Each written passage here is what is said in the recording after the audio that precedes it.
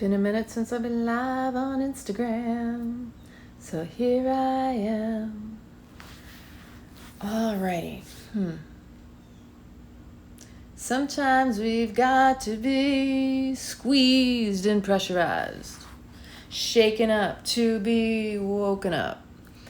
And yesterday was my birthday, my 47th birthday, and it was kind of a crappy day. I'm not going to lie. I'm not going to candy coat it. This Leah was pouting and saying, this really sucks. I've been somewhat unseen across the social media platforms. And normally I wake up to hundreds of birthday greetings and messages. And yesterday morning I woke up to none. And I was just like, what the heck is going on? And so what ended up happening is later in the day, I found out somehow a setting was changed, and it wasn't by me. I'm just saying. My birthday, the day and month, and the year, which are two separate things in the settings, had been changed.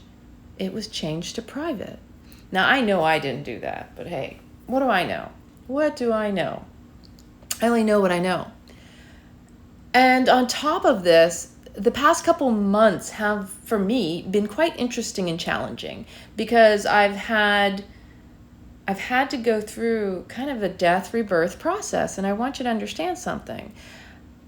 We tend to downplay the things that are happening in our lives, the major life changes that are just like death. It's not just like somebody died. You're not just mourning the loss of a being who died. It's mourning the entire impact that person has had in your life. It's the mourning of habits, routines, your lifestyle, whatever it is. You know, whether or not you went to go call that person every moment that you had something exciting to share, or they're somebody you sent a text to regularly. This is major life change. So I've had a few people drop out of my life, and I noticed that these past couple months I've been kind of in and out of funks and, just feeling uncomfortable. And I'm like, this really sucks. I don't like this. I'm going through this the itchy bitchiness, as some would call it. But here's the irony. That life becomes uncomfortable.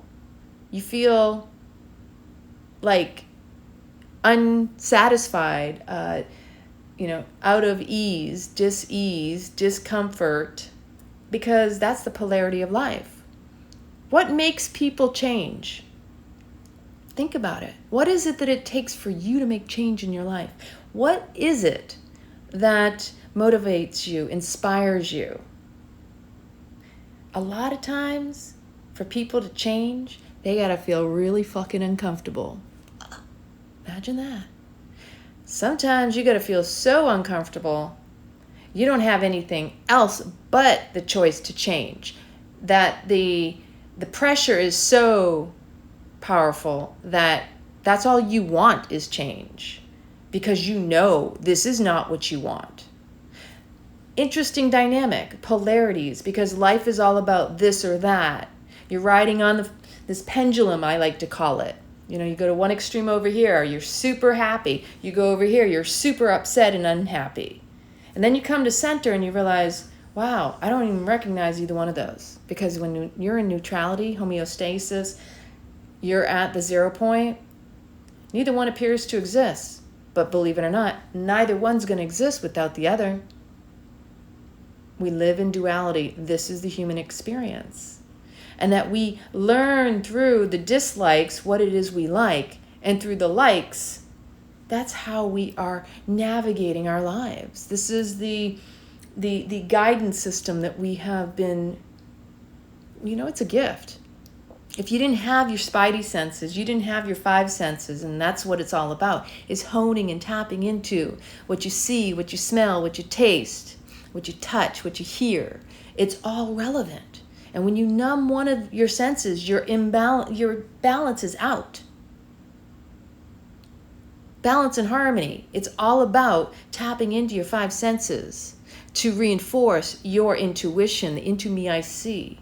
Because your intuition is spot on, when you are really honed in to you, not going without, always going within.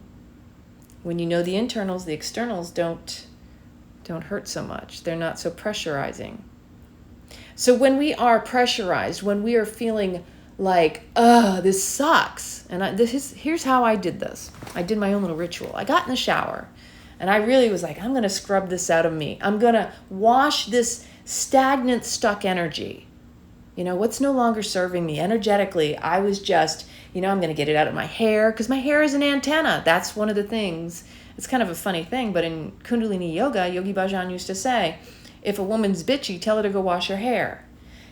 You know what? Our hair is our antenna.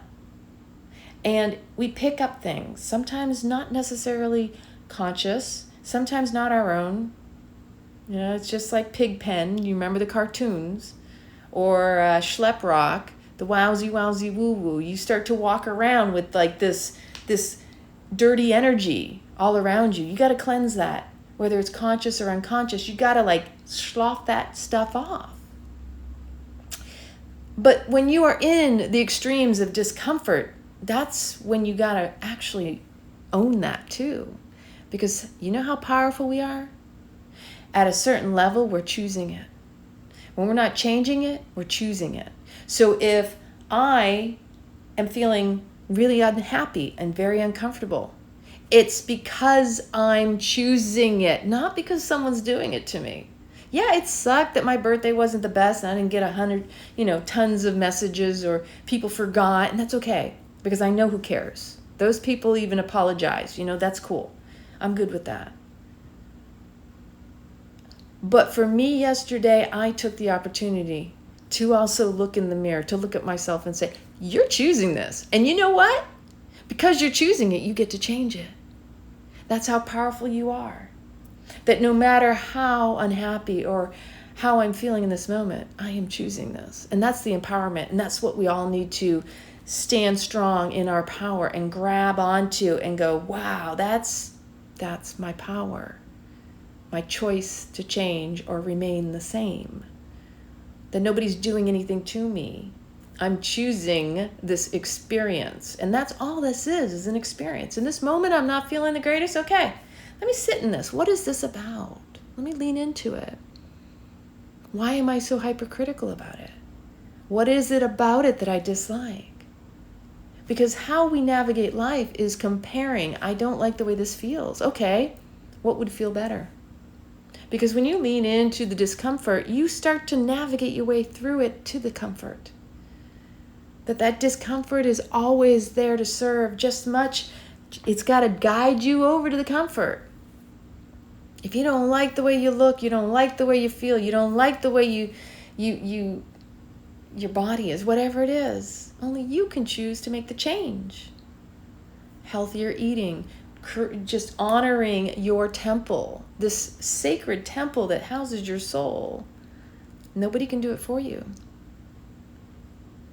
So in this shower time experience, I was just like, and I was having this conversation with myself like, you're choosing this shit.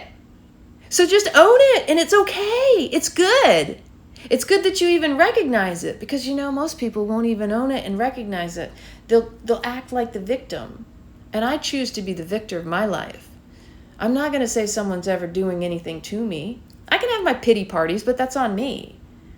I take that power. And if someone does or doesn't do something for me, does something to me, I can still call them out, because that's on me to hold the accountability and hold others responsible for their part in a communication and engagement in human relations. See, people think that if you're a yogi or you're in the spiritual community that you're a piss-on or a walkover. You're somebody who can be taken advantage of. And that actually is very unhealthy and untrue.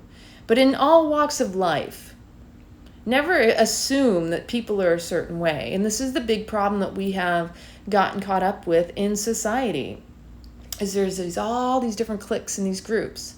And so each person has their own little, idea, their little box perception of what each group entails and what their characteristics are and their behaviors, just like what we're dealing with in the world right now. Like, I still can't believe people judge people based on whether it's a sports team or who you choose to like or dislike or what you choose to do or don't do.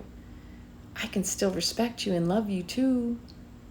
It doesn't mean I'm not going to like you because you don't align with everything. There's not a single person out there that has the exact blueprint of likes, dislikes, affiliations, lifestyle choices. There isn't going to be, there never will be. That's what makes you the individual that you are, and so beautiful, because we are all expressions of God. And if we can't see God in one another, we can't see God at all. You're supposed to be able to see God in all, and if you can't see God in all, you can't see God at all.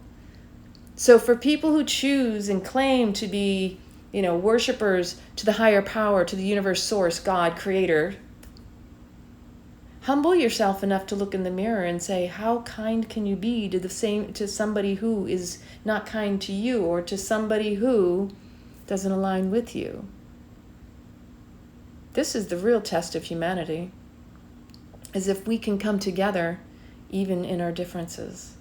Because believe it or not, we have much more in common than those small little minutiae of differences that we actually claim to have. Oh, I don't like you because you don't do yoga. I don't like you because you don't eat meat. Oh, you're a vegan, or you're this or you're that. Come on, people, are we really that juvenile? Even the kids know better than this. Kids don't know how to hate. They're taught how to hate. And we're the ones setting the example for the children right now.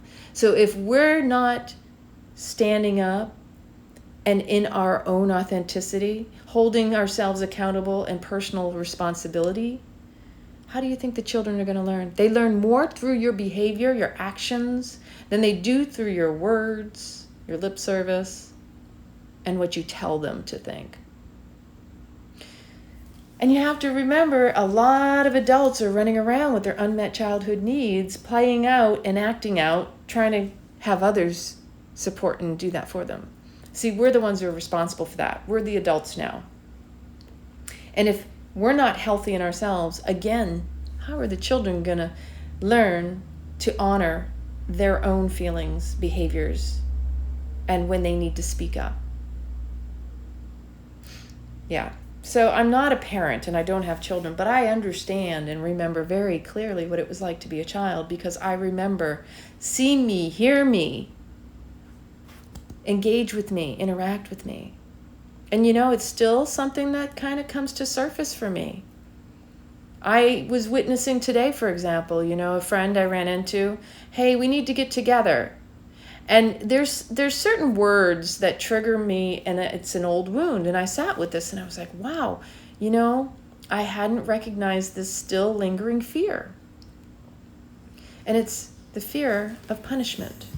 And it's in the collective, or it wouldn't still be rubbing me the way it is. See, we have to recognize, are we acting out of fear or out of love? And what is really stirring up within us? There's a lot of fear going on, right? What is fear? Fear is essentially the simplest thing. It's a signal to show you your insecurities. Where in yourself do you not feel secure? What is it that brings up that insecurity in you? What exactly is that insecurity? That fear is an opportunity for you to overcome it, to confront it, again, to lean into it. Like, oh my gosh. So let me express this. This is what happened. This individual, good friend and colleague, and they said, yes, I want to catch up with you. I have some things I want to talk to you about. And sometimes when I hear it that way, and the person doesn't have a clue that this is going on in me. This isn't me. But it triggered something in me that I've recognized from my past. The fear of being punished.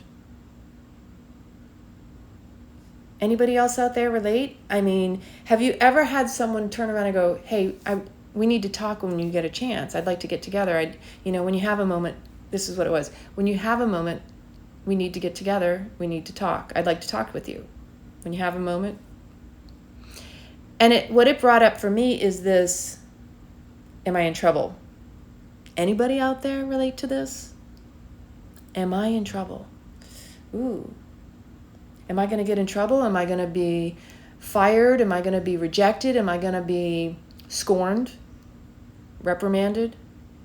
What is that about? It goes back to our childhood. It goes back to school. It goes back to sometimes even a job, if you've ever been fired or in trouble for something. Because our society, it's all about like punishment and reward. And this is part of what's going on in the world right now, and you're seeing it play out. Why would anybody be punished for being a human? And the fact is that we don't communicate well enough to express and to get our needs met, to ask healthy ways, hey, I need to be seen, I want to be heard. So the way someone speaks to you doesn't mean it's something from your past, but if something's triggering you, you need to sit with that and confront it. Journal about it. Really recognize where that's coming from. Where did that first start? What age were you at? Who was there? Who was the person that reprimanded or punished you? How often did it happen in your life that you have this trauma around it?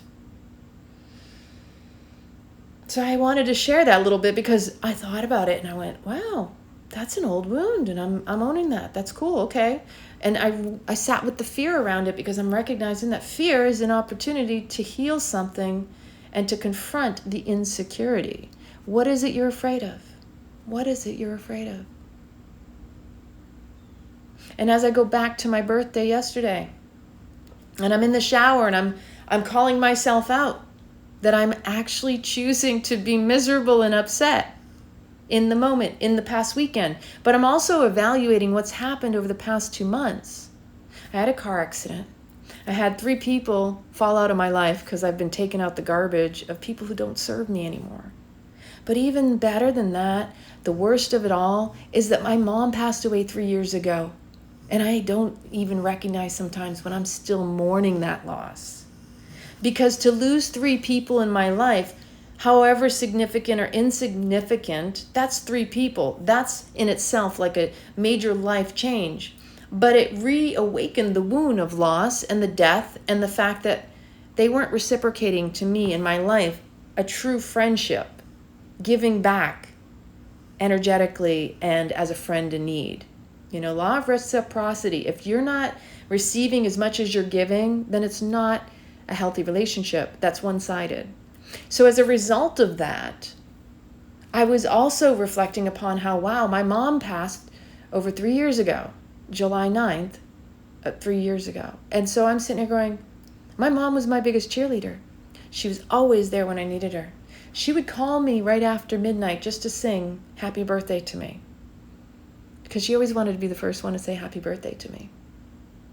So this is what was going on with me in my psyche, and I was recognizing it, and I was owning it, and I was honoring it. That major life change requires your awareness to mourn it, to honor it. Don't dismiss it. Don't just be like, oh, they're gone, whatever. Sometimes you have to sit down, journal it. Sometimes you have to sit with it in the ickiness and be like, wow, this really stinks. I want to pick up the phone and call this person. Wow, this really stinks. I would love to hang out with that person, but now I realize they're not there for me. Whereas, again, I revert back to the timing of losing 3 people and the timing of my mom's passing, 3 years, the anniversary. Also, the significance of it being that I can't call my mom. But she would be the one who would be there every time, where those 3 people weren't even available to me when I needed them. That when I was always available to them, they didn't see or appreciate the value I brought, nor did they reciprocate the value I needed in return. Because when you pour from your cup, you also have to receive to fill it back up. And if relationships are not reciprocal, they're not healthy. And sometimes those need to go, and you should honor that and let them. Because energies equal exchange. Every Relationships transactional. I'm not talking about like in the negative sense either. You just have to understand energy needs to flow. When I give, I receive. When I receive, I give. It's meant to be back and forth. This ebb and this flow, like the waves and the tides. It's beautiful.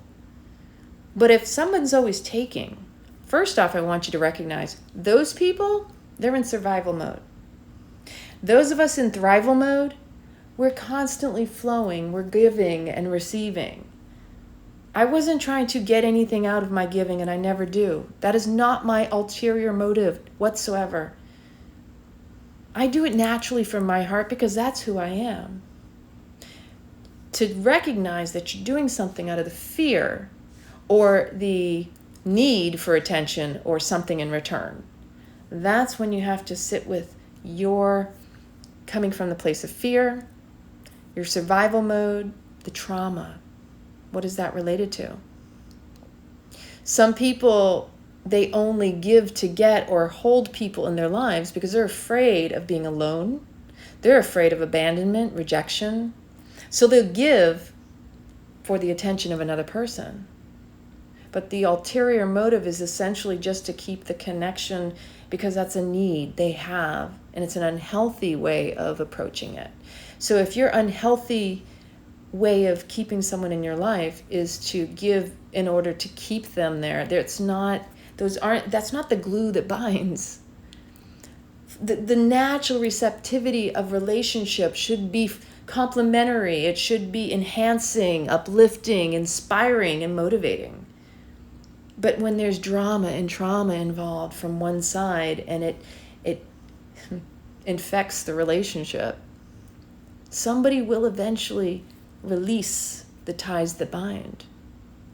Because when you're infected with somebody who's still acting out of their survival, their trauma, their drama, you have to actually look in the mirror into your own eyes and ask yourself, is it worth your heart to continue to give to someone who is not receiving with grace and reciprocating from their heart, but coming and acting from their head? See, again, the heart never leads you astray. It's the head that gets in the way.